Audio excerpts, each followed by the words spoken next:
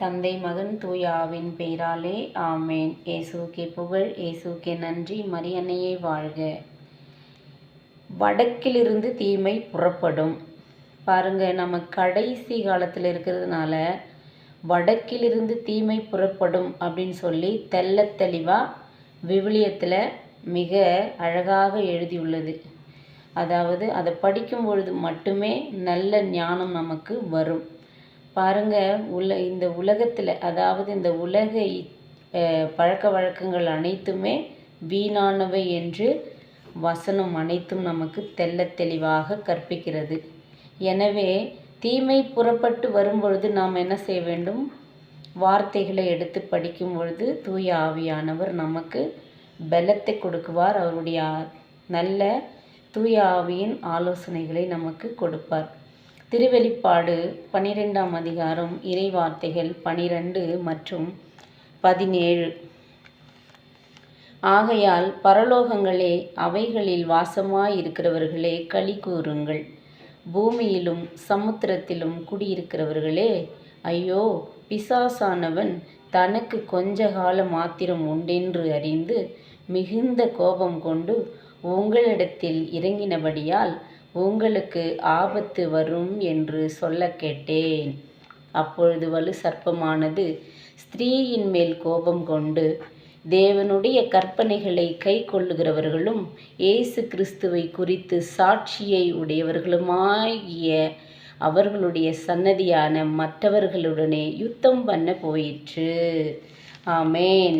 பாருங்க, நம்ம வார்த்தைகளை படிக்கும் பொழுது, அதாவது பாருங்கள், நமக்கு ஒரு வாழ்க்கையில், அதாவது கடவுளை நோக்கி ஜெபிக்கிற பிள்ளைகளுக்கு பலவிதமான உபத்திரங்கள், கஷ்டங்கள், பாடுகள் அனைத்தும் வரும்.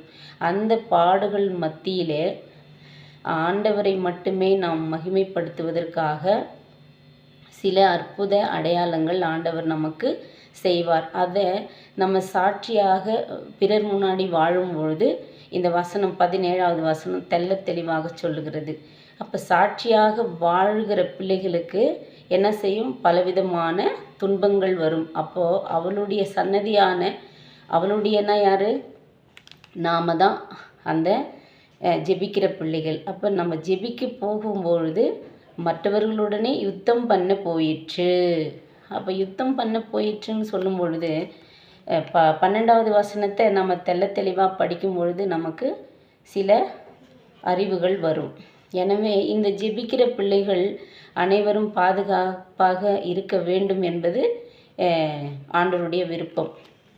அப்போ 13ஆம் அதிகாரம் திருவெளிப்பாடு 10ஆம் வசனம் என்ன சொல்லுது? சிறைப்படுத்தி கொண்டு போகிறவன் சிறைப்பட்டு போவான், பட்டயத்தினாலே கொல்லுகிறவன் பட்டயத்தினாலே கொல்லப்பட வேண்டும். பரிசுத்தவான்களுடைய பொறுமையும் விசுவாசமும் இதிலே விளங்கும். யார் எங்கே எப்படி சண்டை போட்டாலும் கடவுளை நோக்கி ஜெபித்து கொண்டிருக்கிற பிள்ளைகளுக்கு ஆண்டவர் மட்டுமே என்ன செய்வார்? விடை கொடுப்பார். அதனால் ஒருவரை ஒருவர் குற்றம் சொல்லி கொண்டு இந்த மாதிரி நம்ம இருக்காதபடி இருக்க வேண்டும். ஏன்னா கடவுளுடைய வார்த்தை நமக்கு தெள்ள தெளிவாக சொல்லுகிறது, உங்களிடையே பிளவு வேண்டாம், நீங்கள் அனைவரும் ஒருவரை ஒருவர் சார்ந்து வாழுகிறீர்கள் என்று மனதில் கொள்ள வேண்டும். ஆண்டவருடைய வசனத்தை படிக்கிற பிள்ளைங்களுக்கு இது தெள்ள தெளிவாக புரியும். எனவே கடவுளை நோக்கி செல்வோம், பைபிள் வசனத்தை படிப்போம், பிள்ளைகளை இறை பக்தியிலே வாழ கற்றுக் கொடுப்போம். ஆமேன். இயேசுவுக்கே புகழ், இயேசுவுக்கே நன்றி. மரியன்னையே வாழ்க. தந்தை மகன் தூய ஆவியின் பெயராலே ஆமேன்.